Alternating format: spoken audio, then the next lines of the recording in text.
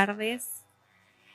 Que el Señor los bendiga. Yo soy Beatriz y esta tarde vamos a compartir la palabra, vamos a compartir una clase que es la clase número 5, donde habla de la importancia de nuestros hijos y sus nombres.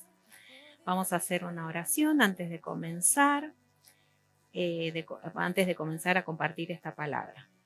Señor Jesús, te damos gracias por este momento que tú nos permites estar juntos allí, cada familia en su hogar, preparados, esperando este momento de compartir tu palabra, Señor, esta palabra que nos ayuda, que nos guía, que nos enseña cómo conducirnos en la vida y que podamos transmitirla a nuestros hijos, Señor.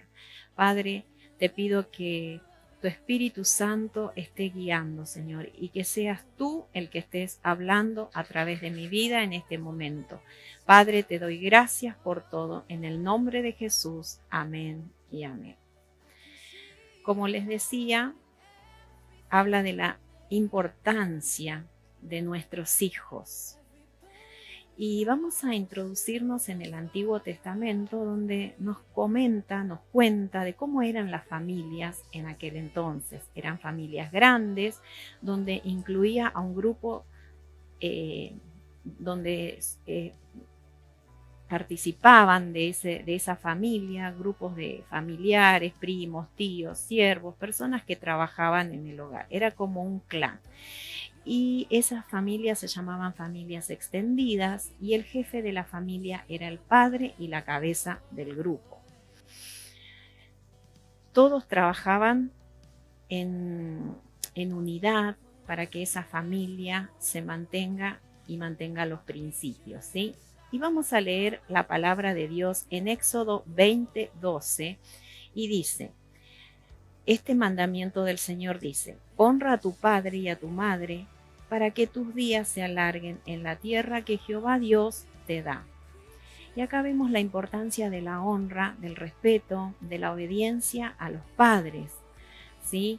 Es imposible mantener un orden, mantener el respeto, si en una casa, si esto no se honra y no se respeta a los padres.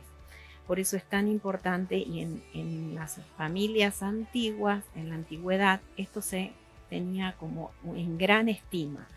Y la palabra de Dios respalda este hecho, porque dice: honra a tu padre y a tu madre. Como que el Señor respaldaba esta función de los padres como maestros en sus hogares. Y vamos a leer la palabra de Dios que está en Deuteronomio, capítulo 6, y dice el gran mandamiento, que es un poco lo que estamos hablando acá de Éxodo 20:12, dice: estos pues son los mandamientos, estatutos y decretos que Jehová Dios mandó que os enseñase, para que los pongáis por obra en la tierra a la cual pasáis vosotros para tomarla, para que temas a Dios y guardes todos sus estatutos y mandamientos, que yo te mando, a ti, a tu hijo, al hijo de tu hijo, a todos los días de tu vida, para que tus días sean prolongados.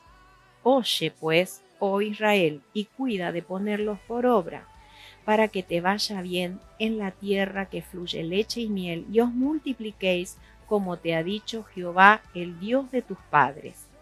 Oye, Israel, Jehová nuestro Dios, Jehová uno es, y amarás a Jehová tu Dios de todo tu corazón y de toda tu alma y con todas tus fuerzas. Y estas palabras que yo te mando hoy estarán sobre tu corazón, y las repetirás a tus hijos, y hablarás de ellas estando en tu casa, y andando por el camino, y al acostarte y cuando te levantes. Y las atarás como una señal en tu mano, y estarán como frontales entre tus ojos, y las escribirás en los postes de tu casa y en tus puertas. Qué hermosa enseñanza. Acá el Señor nos da un gran mandamiento, y los mandamientos no son opcionales. Los mandamientos son para cumplir Y Él acá nos deja su palabra. Él dice que esta palabra que Él nos da, la tenemos que enseñar y la vuelve a reiterar, ¿no? Que Él nos manda, que las enseñemos aprendamos primeramente nosotros, a nuestros hijos y aún a los hijos de nuestros hijos, que serían nuestros nietos, ¿no? Y este es el tema que nosotros vamos a tratar hoy, ¿no? De enseñar, instruir a nuestros hijos, porque los hijos aprenden por imitación, ellos aprenden todo lo que nosotros hacemos, ¿no? Y en esta etapa de aprendizaje, ¿sí? Los hijos dice que representaban y honraban a los padres. Todo lo que ellos aprendían de sus padres, ¿sí? Luego lo manifestaban hacia los demás. Los padres eran responsables de enseñar la ley y el temor de Dios a sus hijos. Ponían por obra este mandamiento que el Señor les mandaba, de que enseñaran, que repitieran la palabra, que hablaran en sus casas, que las hablaran en el camino, que las hablaran al acostarse, que las hablaran al levantarse. Y esa es la tarea como padres nosotros que tenemos hoy en día. Y este es el ejemplo del cual nosotros tenemos que tomarnos. Y dice que en estas familias, ¿sí? Habían 4 acontecimientos importantes, que era el nacimiento, la adultez, ¿sí? El casamiento y la muerte. Dentro de estos 4 acontecimientos importantes, nosotros nos vamos a tomar del segundo acontecimiento, que es la adultez. Dice que a los 12 y 13 años se hacía una ceremonia que se llama del Bar Mitzvah, que hasta la actualidad lo hacen los hebreos. Sabían el Pentateuco, estos niños sabían el Pentateuco, o sea, los 5 primeros libros de la Biblia, dice la creación y la ley, y rendían examen antes el rabino o el maestro, ¿no? Conocían la diferencia entre el bien y el mal y se hacían responsables de sus actos. Por eso es tan importante que nosotros en esta etapa, desde que ellos nacen o en muchos casos antes en el embarazo, dice que a los 5 meses ya esos bebés ya escuchan lo que pasa a su alrededor. Entonces es tan importante que desde el embarazo las mamás le pongan música, le relaten palabra de Dios, lean la palabra en voz alta para que esos niños escuchen. Así podemos ganar tiempo y llegar a esto lo que lograba esta familia, que a los 12 años estos niños supieran los 5 primeros libros de la Biblia. Qué hermosa enseñanza para cada uno de nosotros los papás, ¿sí? Por eso es que nosotros tenemos que invertir en esta etapa desde su nacimiento y desarrollo hasta que ellos terminan, porque esto sería como que estuvieran terminando la escuela primaria. En esa etapa nosotros enseñarle la palabra de Dios, pero no solamente enseñarle la palabra de Dios, sino que vivirla, porque como decíamos, ¿no? La palabra de Dios nos dice que no solamente tenemos que ser oidores, sino hacedores. Y como nuestros hijos aprenden por imitación, tenemos que ser hacedores de la palabra de Dios. Tenemos que leer y hacer la palabra y corregirnos. Y si nosotros enseñamos a nuestros hijos, bueno, no digas malas palabras, y a nosotros se nos escapa una mala palabra, no estamos enseñando bien. Tenemos que pedir perdón y tratar de no hacer lo que enseñamos, de no hacer al revés de lo que enseñamos, ¿verdad? Entonces, acá vemos que estos padres de familia enseñaban a sus hijos, ¿no? Enseñaban la palabra de Dios. Y eso es lo que nosotros estamos tratando de transmitir a través de estos cursos. De que usted, si quizás usted me dice, bueno, pero yo hace poquito conocí a Dios y no tengo suficiente palabra como para enseñar a nuestros hijos. No se preocupe, hermano. Usted lea, aprenda, y mientras lee y aprende le enseña a sus hijos, ¿sí? Así que es esto puede ser de doble bendición para usted y para sus hijos. Como pueblo de Dios, nosotros tenemos muchas herramientas. Tenemos Biblias ilustradas, historias bíblicas, hasta hay canales en YouTube que nosotros podemos ver historias bíblicas con nuestros hijos. Hay uno que yo recomiendo como mamá, que se llama El Super Libro, que ahí son historias bíblicas, pero llevadas como a la actualidad, comprensibles. Así que yo no aconsejo mucha tecnología porque ya hemos tenido suficiente para con nuestros hijos y ahora tenemos que trabajar de otra manera con ellos para sacarlos de eso y llevarlos a la realidad, ¿no es cierto? A poder tener una vida más en contacto con los otros, con la familia, con los amigos, ¿no? Porque la situación que ellos han atravesado, estuvieron demasiado tiempo con la tecnología y eso es lo que nosotros tenemos que tener muy en cuenta en este tiempo para con nuestros hijos, de ayudarlos a dejar un poco los celulares y las pantallas. Como nos enseña acá la palabra, dice que estando en la casa, que podamos tener tiempos devocionales con nuestros hijos, andando por el camino, cuando los voy llevando a la escuela, repetir la palabra, orar, cuando me levanto, hacer una oración, cuando me acuesto, leer una linda historia bíblica con ellos y orar y enseñarles a orar por la comida. Ahí yo los voy introduciendo en una vida cristiana, en una vida donde se honra a Dios. Y vamos a continuar ahora con la importancia de tener hijos, ¿no?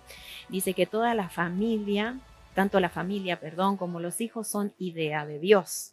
Y estos eran considerados una bendición. Y la verdad que son una bendición. En la palabra de Dios, para los que están anotando, en Deuteronomio 28:4 dice, bendito el fruto de tu vientre. Y en Salmo 127, del 1 al 5, dice, herencia de Jehová son los hijos.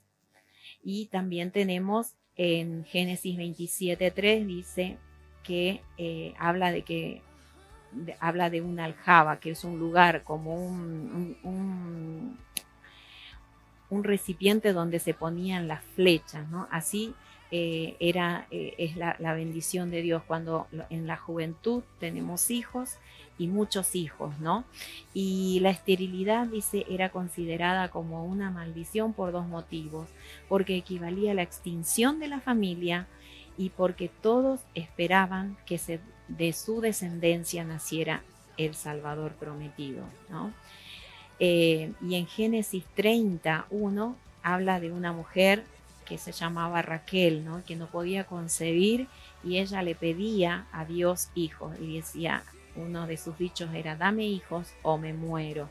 Y en primera de Samuel 1, del 15 al 16 dice, soy una mujer atribulada de espíritu por la multitud de mis congojas y mi aflicción, dice, he hablado hasta ahora. Esa es Ana, la madre del profeta Samuel, y ella no podía concebir, ¿no? Y en ese momento el sacerdote la vio, que ella estaba en esa congoja y en esa aflicción que la confundió con una mujer ebria. Y en Lucas 1:25, cuando Elizabeth concibió, dijo, Dios quitó mi afrenta de entre los hombres, ¿no? Era como una carga muy grande, muy pesada. Por un lado, ellas sabían que era una bendición de Dios, que era una extensión de su familia, que su familia no iba a quedar ahí, sino que se iba a extender. Y el hecho de no poder concebir era un peso muy fuerte para sus vidas. Y aquellos que quizás, aquellas mujeres que han quedado embarazadas así, sin ningún problema, quizás no puedan entender la situación, pero yo la comprendo a Raquel, la comprendo a Ana, la comprendo a Elizabeth, ¿no? Porque a mí me costó quedar embarazada y después de haberme hecho muchos tratamientos, el reloj biológico me estaba jugando en contra, ¿sí? Y todo eso hacía que mi angustia y estaba afligida, angustiada, ¿no? Porque todos los que formamos una familia, el deseo de nuestro corazón es tener hijos, es prolongar nuestra familia, y al no venir esos hijos se genera toda esta situación, pero me pongo, digamos, en el lugar de ella, y también me pongo en el lugar de ellas, porque yo también recibí la bendición y pude concebir, y Dios me dio ese regalo, ¿no? Después de 2 inseminaciones frustradas, cuando tenía que pasar a un tratamiento más complejo, el cual no me daba paz. Allí le dejé en las manos del Señor y le dije: si es tu voluntad que yo sea madre, pues seré madre. Y pasaron 2 meses y el Señor hizo la obra. Por eso el Señor es el dador de la vida, ¿no? Él es el único. Nosotros podemos esforzarnos de alguna manera por querer hacer algo, pero el único que puede hacer y dar vida es nuestro Dios. Y por eso son tan importantes nuestros hijos, ¿no? Y también tenemos, cuando una mamá concibe a un bebé, lo primero que piensa: ¿qué nombre le voy a poner? ¿Será varón? ¿Será mujer? ¿Qué nombre le voy a poner a mi hijo, ¿no? Y el nombre nos da identidad y nos da propósito. Con el nombre es donde nos presentamos en todos lados, donde nos conocen, ¿sí? Y vamos a ver algunos ejemplos acá de la Biblia, donde vemos la importancia que Dios le daba a los hijos de los hombres, ¿no? Dice que eran tan importantes los hijos que Dios le ponía el nombre y les revelaba el propósito antes de nacer. Y vemos, apuntamos aquellos versículos en Lucas 1:13. Dios le dijo a Zacarías, dice, que su hijo se llamaría Juan y que su tarea era preparar el camino para Jesús. Dios le ha dicho a Zacarías cómo debía llamar a su hijo y le dio el propósito. También se lo dijo a María en Lucas 1, del 30 al 33. Dios le dijo a María cuál sería la obra y cuál sería la tarea y el nombre.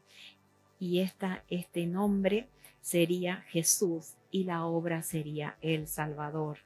Gloria a Dios por este nombre.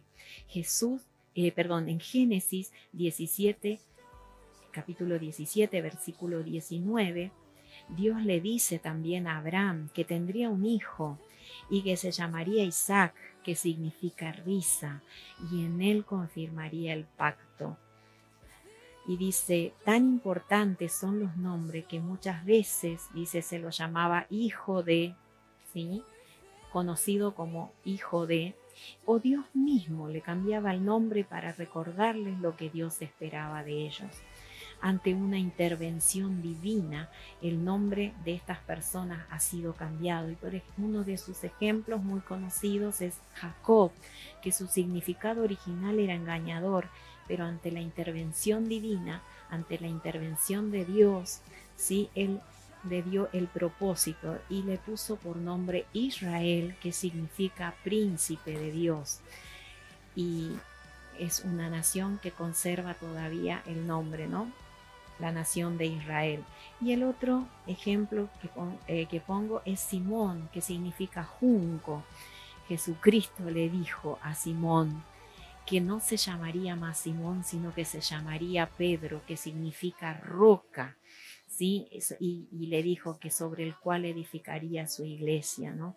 Qué tremenda transformación del nombre de estas personas, ¿no? Y después hay otros nombres originales, pero que en la cautividad han sido transformados. Pero yo aliento a cada padre y a cada madre que instruyan a los niños en el camino del Señor, para que por más que el mundo quiera cambiarle el nombre a nuestros hijos o el propósito a nuestros hijos, sí, eso, lo que nosotros sembramos en ellos, esa palabra que nosotros sembramos en sus vidas, esos principios, esos valores de la palabra de Dios, haga que ellos, por más que estén en circunstancias sumamente difíciles, ¿sí? Nada pueda transformar sí, el propósito que Dios tiene en sus vidas, ¿no? Y esto pasó con Daniel, que significaba Dios es juez. Por la cautividad fue transformado en Belsasar, príncipe del dios Belial. Pero nosotros conocemos la vida de Daniel, que él sí que no se dejó transformar lo que tenía en su corazón. Por ejemplo, Ananías, Dios misericordioso, fue cambiado a Cedrac, iluminado por el dios Sol. Misael, quien es como Dios, fue transformado a Mesac, quien es como Venus, dice. Azarías, Dios es mi ayudador, fue transformado al nombre, por la cautividad, al nombre de Abed-Negó. Y dice, estos hombres de Dios son aquellos varones que fueron, por no inclinarse delante de esa imagen, por no inclinarse hacia toda lo que este mundo le ofrecía, no se inclinaron, ¿sí? Porque ellos amaban a Dios, porque ellos conocieron a Dios y siguieron los principios, eso que fue sembrado en ellos. No pudo el enemigo hacerlos arrodillar ante las circunstancias de la vida. Por eso nosotros acá vemos un ejemplo maravilloso, ¿sí? De cómo el mundo a veces quiere cambiar la vida de nuestros hijos, pero cuando nosotros invertimos bien, nunca el enemigo podrá tocar la vida de nuestros hijos.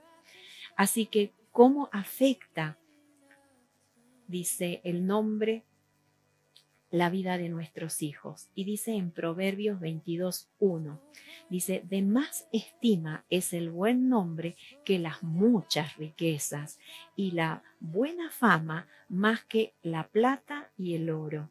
El nombre de una persona nos muestra respeto, integridad y fama. Nosotros como padres invertimos en nuestros hijos. Como hijos de Dios, como familia cristiana, inculcamos los principios y la palabra de Dios en la vida de nuestros hijos, siguiendo los ejemplos que la Biblia nos enseña. Pero luego también invertimos educación en nuestros hijos, ¿no? Muchos de nosotros nos esforzamos para que nuestros hijos tengan una buena escuela, hasta algunos que pueden dentro de sus posibilidades pagan un colegio privado para que sus hijos no se pierdan la escolaridad, para que sus hijos también le pagan aparte una escuela de música, el gimnasio donde ellos puedan hacer ejercicios, diferentes inversiones que nosotros hacemos. ¿Para qué? Para que nuestros hijos el día de mañana, cuando les toque salir al mercado laboral, a donde ellos tengan que ir a ganarse el sustento, ¿sí? Sean personas reconocidas. Por eso dice, de más estima es el buen nombre que las muchas riquezas o la fama, ¿sí? Nosotros invertimos en nuestros hijos para que ellos tengan un buen nombre y sean respetados y sean íntegros y tengan buena fama, ¿no? Todo lo que nosotros podemos invertir en nuestros hijos, ¿sí? Para que ellos, ¿sí? Tengan un buen nombre. Muchas veces decimos no tenemos riquezas, pero le invertimos en ellos en educación cristiana y en educación laica, ¿verdad? Entonces esta es una parte muy importante, la parte espiritual, las enseñanzas de la palabra de Dios, el vivir, a enseñarlos a vivir la palabra de Dios, a defender sus principios, a inculcarle los principios de la palabra de Dios en su vida, los valores, ¿sí? Y también la educación que nosotros invertimos ese tiempo, nos preocupamos porque hagan las tareas, nos preocupamos si aprenden, hablamos con la maestra, ¿sí? Todas esas cosas que hacemos nosotros para esta parte tan integral que es la educación de nuestros hijos, ¿no? Porque esto en todo va a colaborar, ¿no? Lo que nosotros enseñamos más lo que él enseña la educación de la escuela, ¿no? Y por eso dice, de más estima es el buen nombre que las muchas riquezas. pueden haber muchas cosas, ¿sí? Muchos beneficios, mucha herencia pueden recibir, pero lo importante es lo que ellos reciben en casa, la educación, ¿sí? Y después hay algo muy importante también que es una parte integral, ¿no? En el cuidado y la educación de nuestros hijos, que es el cuidado del bebé y del niño, ¿no? Que es la salud, la higiene. Y acá nos enseña la palabra de Dios, dice que al nacer los bebés y las mamás eran guardadas por un tiempo de purificación, como conocíamos nosotros los 40 días, ¿no? La cuarentena. Ese es un tiempo que esa mamá que había pasado por un parto, muchas pasan por una cesárea y necesitan un cuidado especial. Y dice, de esta manera Dios guardaba a las mujeres en la debilidad del posparto, ¿no? Era un tiempo de acostumbrarse a la buena vida, a la nueva vida, perdón, de ser padres y dedicar ese tiempo a los bebés. También se presentaba en ese tiempo una ofrenda al Señor, los niños eran cuidados a pecho, es importante la alimentación de nuestros hijos, los niños eran, como le decía, cuidados a pecho. En 1 Samuel 1:24 dice que Ana, después de haber destetado a Samuel, lo presentó, lo llevó, lo entregó al Señor, ¿no? Y en Génesis 21:8 dice que cuando lo destetaba tenían ya quizás varios años, ¿no? Ya lograban una independencia los niños, ¿no? Y en Levítico 12:3 dice que a los 8 días también dice el bebé era circuncidado por 2 razones, por la higiene y la consagración viril, ¿no? Al Señor. Y estos cuidados nosotros como familia los tenemos que tener. Cuando nace un bebé, una casa se revoluciona, las cosas cambian de lugar, la mamá está muy abocada a ese bebé, a conocer a esa nueva criatura que vino al mundo, al cuidado, a la asistencia, al control médico, a la alimentación, a la higiene, como decíamos acá, ¿no? Entonces, quizás descuida algunas otras cosas de la casa, ¿no? Entonces, como papás, como padres que no ha sufrido ninguna alteración en su organismo, porque las mamás después de haber tenido un bebé tienen situaciones hormonales que se desordenan, ¿no? Y muchas tienen angustias, tienen tristeza, no descansan, están abocadas a este bebé. Entonces los papás, es un consejo que quizás no van a encontrar el orden en la casa del que estaban acostumbrados, van a tener que aprender a cocinar algo, a prepararles algo, ayudarla a esta mamá que tiene que estar tranquila, porque muchas veces esto les hablo a los papás primerizos, ¿no? Las mamás que dan pecho, que aquí en la Biblia nos enseña y nosotros nos siguen mucho las parteras, nos enseñan cómo amamantar a nuestros hijos, así que nos enseñan de esta importancia, de esta conexión, porque no solamente es buena la alimentación, sino la conexión de la mamá con ese bebé, de mirarse, ¿no? De mirarse a los ojos, de mirar a ese bebé tanto tiempo allí, ¿no? Y de bendecir a ese bebé, cuidar de la salud de ese bebé.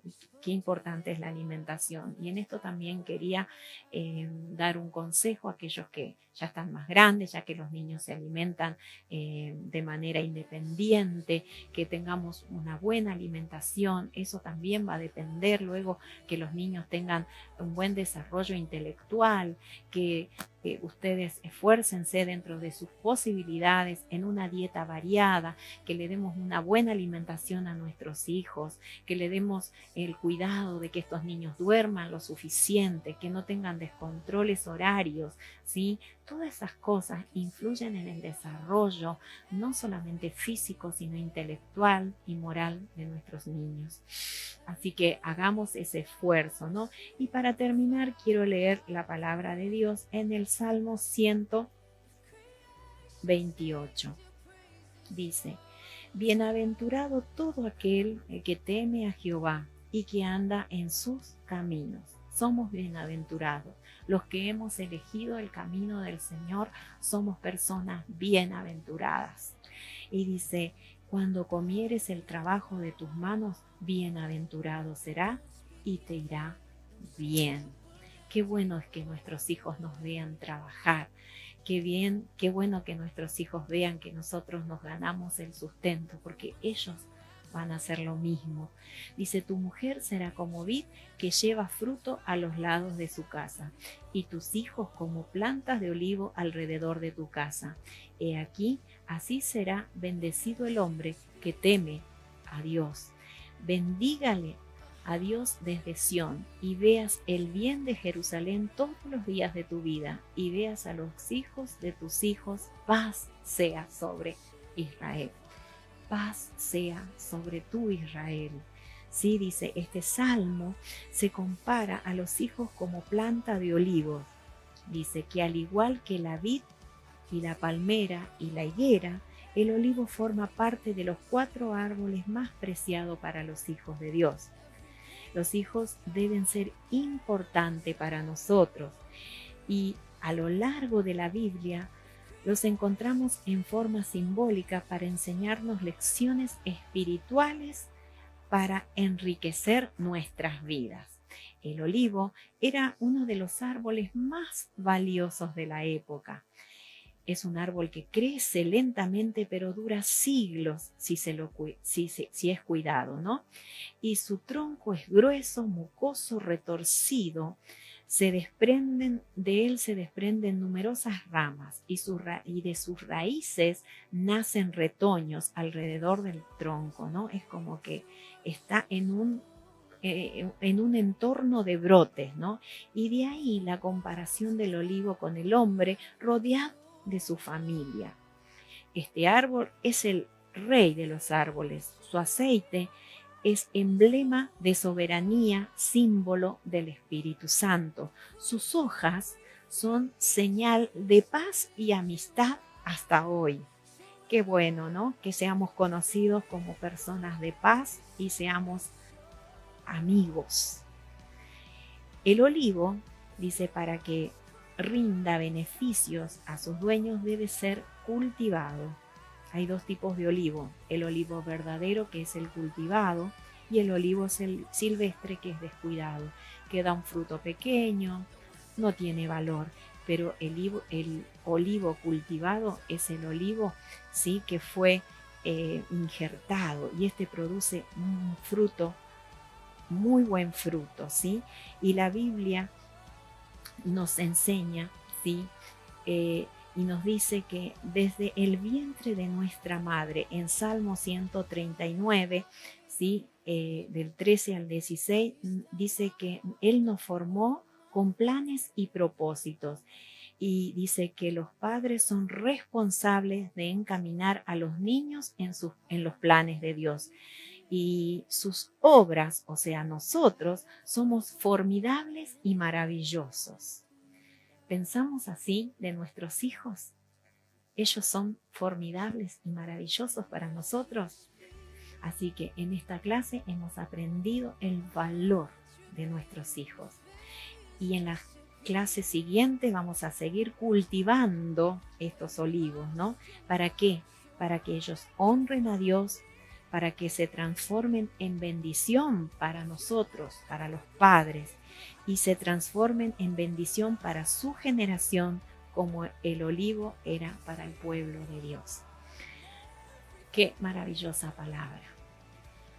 Que el Señor los bendiga. Nosotros que fuimos injertados, ¿sí? Y que podemos dar buenos frutos porque fuimos injertados en Dios, en Jesucristo, y nosotros podemos, con las fuerzas del Espíritu Santo, enseñar, poner por obra las enseñanzas primeramente en nosotros y transmitir a nuestros hijos de generación en generación. Que el Señor los bendiga y nos vemos en la próxima, los esperamos, ¿sí? En la próxima clase, el próximo martes, si Dios quiere. Dios los bendiga.